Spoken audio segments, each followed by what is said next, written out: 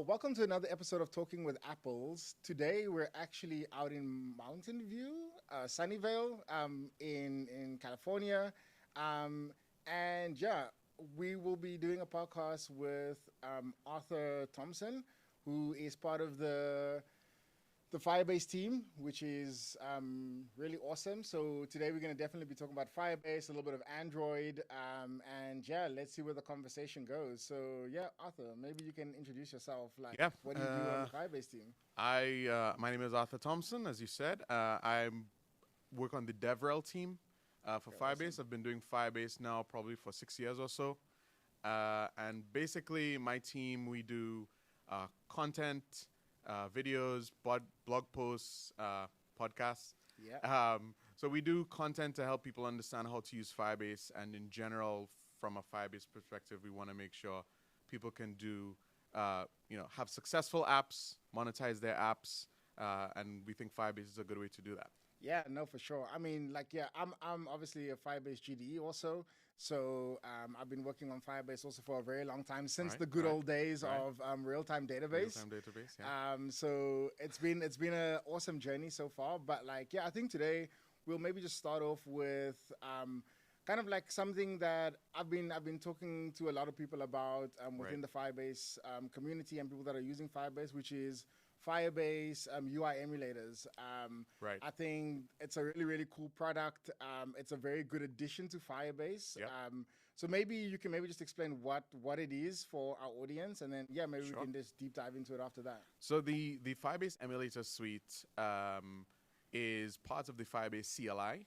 So when you use the Firebase CLI, you would say like Firebase emulator start, and that starts up the emulators. And the emulators come in two pieces. There's the underlying servers that represent like real Firebase products, and then there's the UI, which is like a web console that you would go to like interact with the components of the Firebase emulator suite. So the idea of this product or this suite of emulators is to allow you to do many different things. Like you can develop your application Yeah. using the emulator. So instead of connecting your test delete function to production resources, Yeah, yeah. you would connect it locally to the Firestore emulator or something like that. So you can test out delete without having to connect to production before you're sure that that feature works. Yeah. And so once you're able to do that type of development, you can also use the emulators in CI/CD.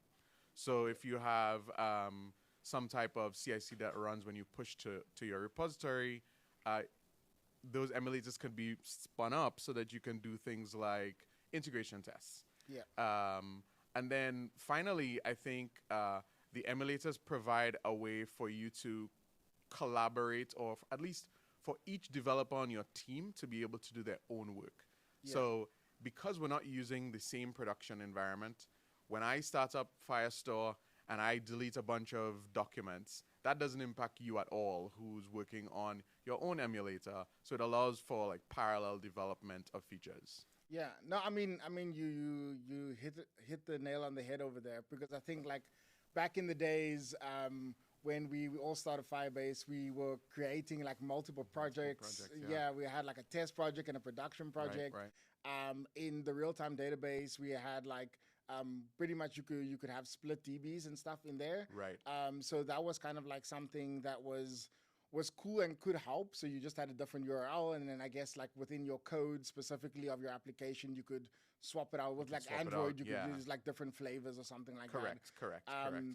But now this is actually quite a neat little tool, because now, like you said, you can pretty much be working in isolation, but then Right. also you have a good environment for you to do your testing, Yeah, and which is really, really cool. One other thing that's really nice about the emulators is that some some Firebase products require billing to be enabled before you Yeah. can use them. So like functions or some of the other products, you have to put in like a credit card or something like that. And what the emulator allows you to do is to try that product. So you can use functions without having to put in a credit card, Yeah. build the logic for your code, and then when you're ready to deploy to production, you can worry about setting up billing and all of that. Yeah, I think it's great. Like, you can obviously then figure out like, from your own perspective, like, probably how much is probably going to cost you in terms of like, Correct. yeah, because you can actually like test it out and be like, oh, cool. Let me go and do the little calculator thing and like Yeah. actually see how much it's going to cost. But that's actually a really great point. Because I was somewhere recently and like someone was like, oh, but if I use Firebase, like I have to put my credit card in, Hmm. especially because of the cloud functions. Yep. And then I was like, oh, but there's the UI emulators, Yep. which Yep. is a really, really great thing. And the other thing too is that you can feel confident about trying out new features. Yeah, So if let's say that you run a feature that has an infinite loop, let's say in a function, yeah, if you deploy that to production, that could possibly cost you a lot of money. yeah, And then you have to go through the process of getting a refund and things like that. So I think development in the emulators has a wide range of benefits. yeah, And, the emulators being part of the CLI, it really gets a lot of attention from our team. yeah. Like we triage that repository weekly. Okay. Right, so we go through those, we assign those issues, and we try to resolve them as much as possible. Another thing I'll note about the emulators is that it's not built for scale.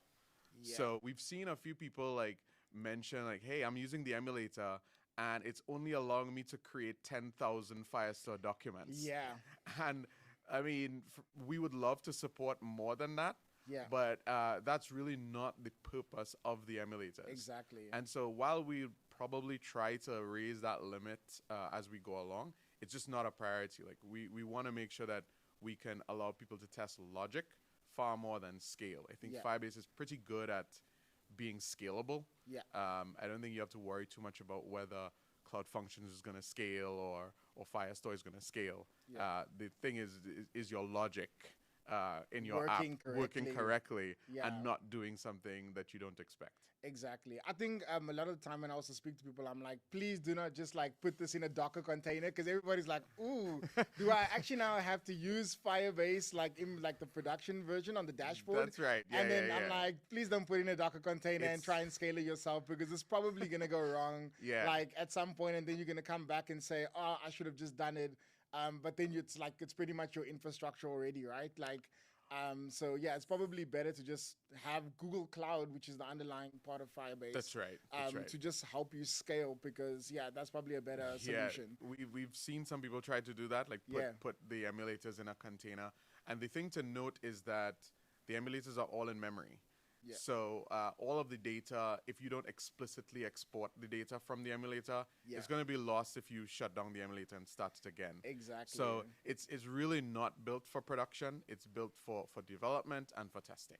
Yeah, and I mean, you actually said something really great there. I think where with the in memory part of it is that you can also import and seed your Sure. actual DB, Sure. and then you can actually like I guess get that seeded file to each of your developers. So as you guys are developing, like you can export also from there. So like I think that's also a great thing. So yeah, I think it's a really great product. And definitely people should definitely try and use it, especially when Yeah. working with Firebase. I mean, the emulators were, what are the emulators? I think it's Auth, there's Firestore, Yeah, there's- real-time database, Right. storage. Yep. Storage is in there. Cloud Cloud Functions. Functions is in there. Extensions is also in there. So if Oh, you want nice. to try out Firebase extensions, which allow you to, really import features that other people have written. So it's kind of like a plugin Yeah. to Firebase. So you can try those out in the emulators as well. Okay, yeah, and that's actually a good segue because like Firebase extensions, recently you can actually like create, there's good documentation on like actually creating creating these extensions Yep. and pretty much like them putting it onto the extension store. Yeah. yeah. So like we launched extensions a couple years ago, Yeah. and we had a lot of partners, if you want to call it second-party partners, that we work closely with to build a bunch of extensions. And so we really wanted to make sure that we had the correct infrastructure before we opened it up to a wider audience of developers. And so now we think that extensions are at a point where we can open it up to other developers. And so now anyone can come in, create an extension, and it'll get listed in our library of extensions, and anybody can include it in their app. Yeah, and I think it's cool because like you could just go there pretty much. There's a very minimal setup with generally for Sure. a lot of these extensions. Yep. They connect straight to your Firebase DB or whatever you have over there, and it's like an install button. Like it's, Yeah. I don't know, it's like free. It's like Git cloning something, but Yeah, like yeah. it just and then it just works like in your application, which is also really really cool. So I mean, one of the most popular things that developers have done so far is export to BigQuery. okay, And so, like in Firebase, if you have a Firebase app, you're using Firestore or Auth or different things, FCM. Sometimes people want to export that data into BigQuery so that they can like manage it or query it to get more insights. And really, like it's not a difficult process to Yeah. export to BigQuery on its own. But then when we created the extension to export to BigQuery, like Yeah. it just shut up. Like people were like, "Oh, I could just add this extension," Yeah. and now a bunch. It's almost popular extension so Okay. far, and so it really just makes even easy tasks easier. Yeah. And it's just plug and play. So it's a good tool, I think, and I think as developers provide services and they want other Firebase developers to use their services, I think building an extension is a nice way to go. Yeah, I mean, I've even seen that like there's a Stripe extension in order to Correct. pretty Correct. much like if you want to use Stripe with your Firebase DB, Yep. it's like super easy now Yep. because you just install it. It uses their SDK and stuff like that, and yeah, it's like I guess Bob's your uncle at the end of the day. Yeah, Yeah, there's a couple cool extensions around image processing. yeah, So like if you have images in your app, everybody knows that that's a bit of a pain to like resize them and make sure that they're the right resolution, right aspect ratio, all these types of things. Especially if you have like an upload feature in your app, when those images get uploaded, if it's like a photograph of a face or something, you want to make sure it's the right size, it's the right resolution. And so instead of building that in yourself, you can just use one of our image extensions and it can have all those features built in for you. okay, nice. And I mean, obviously with also all the like AI stuff that's kind of like coming up these days, I think Yeah. like I think having those extensions, I mean, there's already a bunch of extensions people are probably creating around a lot of those APIs and all of those types of That's right. things. Like one of the main ways people were using Google's Palm API was through an extension. Yeah. And so I feel like extensions just open up Firebase to a lot of features that you don't have to build yourself. So yeah, it's really cool. People should check it out. Yeah, definitely. And I mean, yeah, like even in terms of like Firebase, we even touched on Auth, and I think like recently Auth has also been getting a lot of love within Firebase. Yeah. Maybe you can elaborate on some of the new things that Sure, have sure. been going on in Auth. One of the main things that we want to call attention to with Auth recently is the ability to use one-time short-lived passwords. Yeah. So if you think of apps like the Google Authenticator app, Yeah. where you can add this second factor authentication where you sign in as you would normally, but then you have this code that is short-lived. It only lasts for like a minute or so. Yeah. And you have to add that code in order to sign in. So Firebase Auth now supports this. So Oh, you can awesome. have your users, those that want to enable this second factor authentication, sync their authenticator with your app, and then you can use that as part of your authentication flow. So that's really cool. I would also want to call out in terms of Auth, but like as a wider security idea, AppCheck as a product Yeah. that I think could benefit a lot of developers. So right now there's you have Firebase, you have your products, Firestore, functions, and there's some risk that if a bad actor wants to like just abuse your APIs, Yeah. so they either try to do an abusive number of reads from your database or an abusive number of requests to a function endpoint.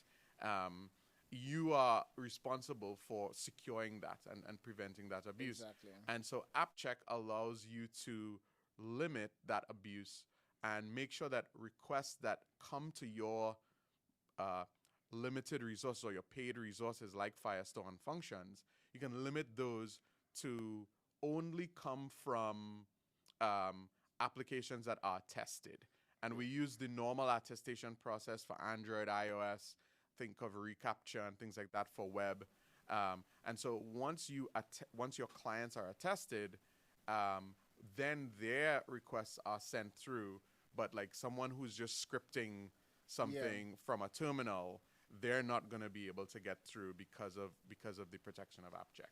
Okay, yeah. AppCheck was it was really interesting when it was launched because I guess it was something that like I guess people maybe weren't even thinking about, and then it's like, but I do need to make sure that like trusted clients or trusted applications are actually the ones that are hitting my backend because again, like someone like you mentioned, a bad actor could literally write some script and then you end up with a $20,000 bill or something like that because and you're like, oh well, where did this even come from? Like my app didn't even do any of these things. I don't see the records, and then you realize, okay, cool, it actually came from somewhere else. Because someone actually managed to figure out where your function is. They found the URL. That's right. I mean, people can be really creative as to how they like dig into your application and find your endpoints.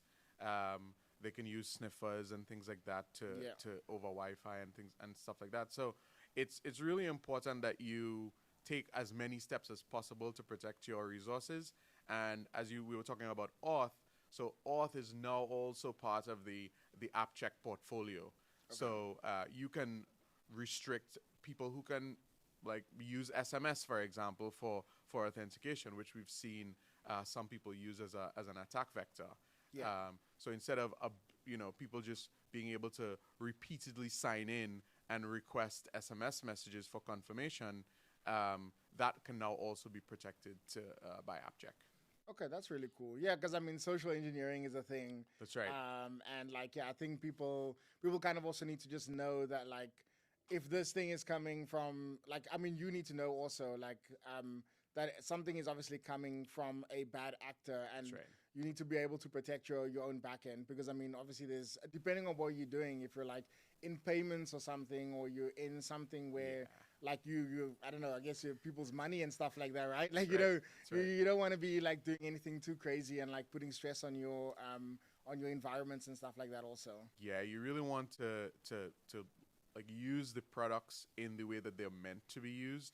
And so like when you set up your cloud function, you want it to be responsive, you want it to be fast, but at the same time, you want to have it protected. So I think one of the best ways of doing that is using something like AppCheck so that you don't then have to have too much logic in your function before it gets to providing the service, right? And so using things like AppCheck where it handles the attestation, it handles the validation. So when it gets to your function or to Firestore, the response can be quick. Okay, yeah, that's really, really awesome. And I think, I mean, on Firebase, there's always new things that are coming along and all of those type of things. Like, I mean, at the end of the day, we love new content. Obviously, new things to kind of like protect us, new things to make our lives easier. I think that's kind of like Firebase's like mission. For sure. Is to make like app developers, web developers, whatever, like their lives like super easy and stuff like that. So I think that's that. Yeah, and I mean like we're paying particular attention to multiple areas. So auth has some new stuff. We're also exploring with, I don't know if you've seen the web frameworks support where you can deploy things like Next.js apps on Firebase. So anything with like a dynamic backend, we have some experimental support for that. And we're working on those types of things. So we're always looking for where developers are going and trying to meet them there from the Firebase perspective. One other thing I would mention in line with auth is, I don't know how many developers use Firebase UI, which is like our pre-built UI authentication. And so if you're setting up an app and you want to do auth, you can quickly use Firebase UI. We have it for web, for Flutter, for Android and iOS. You can add the Firebase UI library and then like with very few lines, like set up, Google sign in or any other type of sign in. And so one of the cool things about Firebase UI is that once you can use our built-in UI, which may not match your app style. Yeah. But then you can also use the underlying like state management and then put your UI on top of it. Okay, that's And pretty so cool. yeah, so you could it could kind of grow with your app. So at the first point where you just like want to get something out, you can have a UI that's pre-built, but it'll do all the right things. Yeah. And then as you become more sophisticated and your app grows, your app becomes more sophisticated, you can then say, okay, I want to build my own sign-in UI. But Yeah. then the underlying complexities of what's the user's sign-in state and what point in the sign-in flow the user is, all of that is still managed by Firebase UI, by the Firebase UI library. Yeah. But you expose it with your UI to the user.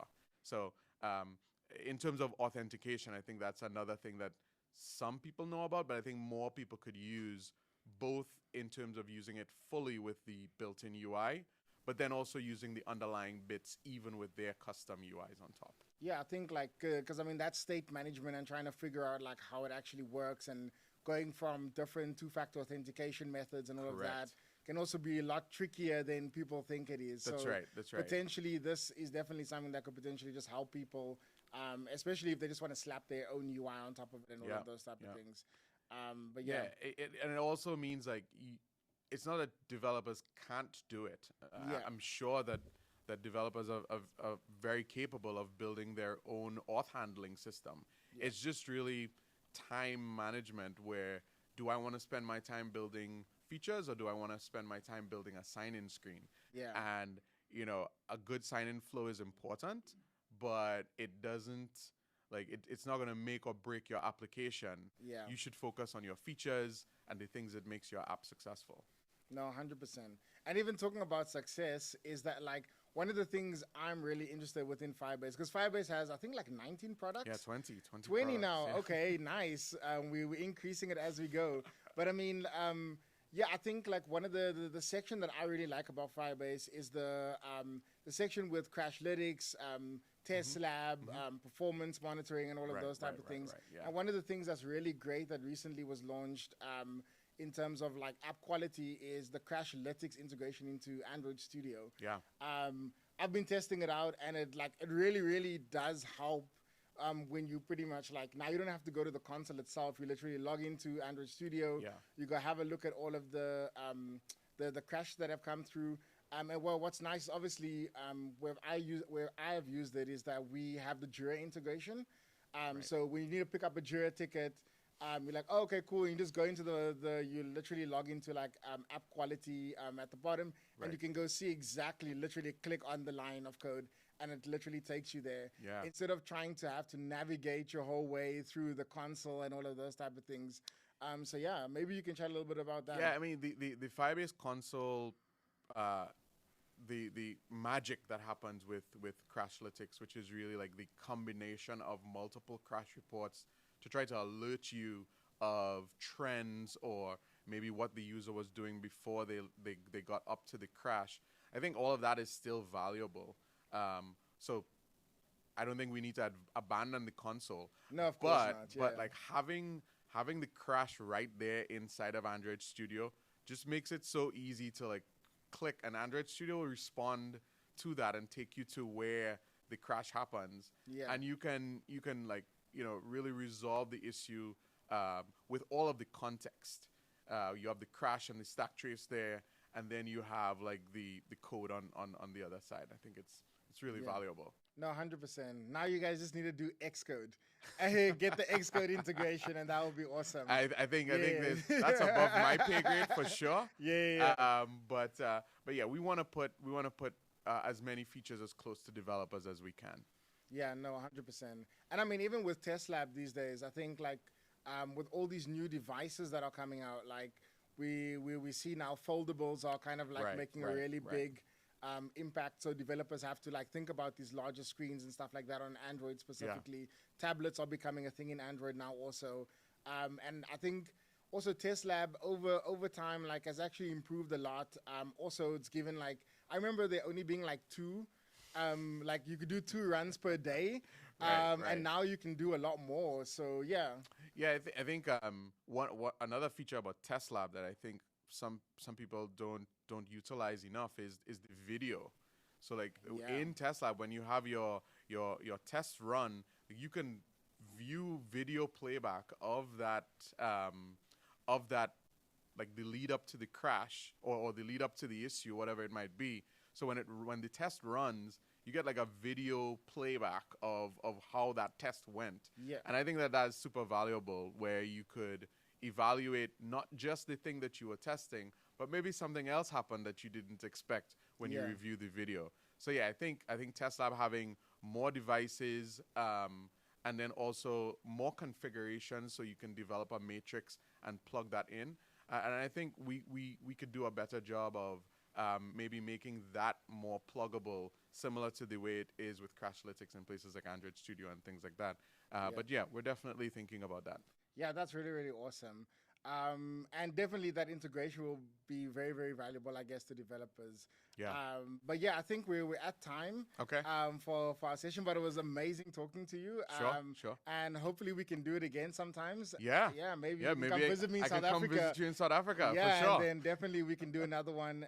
But yeah, awesome. Thank you so much for coming through. Thanks, no problem, PJ. Cool. Cheers. Yep.